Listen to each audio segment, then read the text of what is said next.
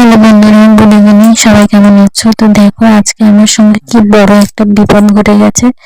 আমি একটা কানের দুল খুলতে গেছিলাম, কানের দুলটা পরেও নিয়েছি। পরে যখন রিটার্ন তাকে খুলতে যাচ্ছি, তাকে আর কিছুতেই খুলতে পারছি না দুলটাকে। সে রীতিমতো আমার কানের মধ্যে ফেঁসে আটকে গেছে। আর যখন খুলতে যাচ্ছি প্রচন্ড পরিমাণে ব্যথা লাগছে।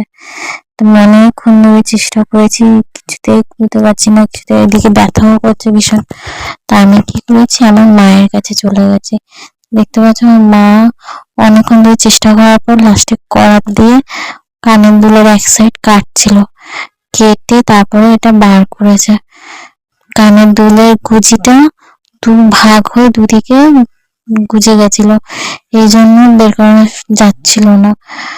তো কি বড় বিপদের হাত থেকে যে আজকে আমি রক্ষা পেয়েছি, কি বলবো তোমাদেরকে। মা ওই লোহা কাটার যে করাত গুলো হয় ওগুলো দিয়ে কাটছিল, কেটে কেটে আমার কানের দুলের উপরের অংশটা কেটে বার করেছে। তারপর আস্তে আস্তে বেরিয়ে গেছে। খুব ব্যথা করছিল এবং খুব কষ্ট হচ্ছিল। তো দেখো বন্ধুরা, অনেক কষ্টের পর কানের দুলটা বেরিয়েছে। তো তোমরা সবাই সাবধানে থেকো। এরকম কিছু অর্ডিনারি কানের দুল পরার আগে অবশ্যই একটু দেখে শুনে নিও। খেয়ালিতে বড় দুর্ঘটনা ঘটে যেতে পারে। সবাই ভালো থেকো, সুস্থ থেকো।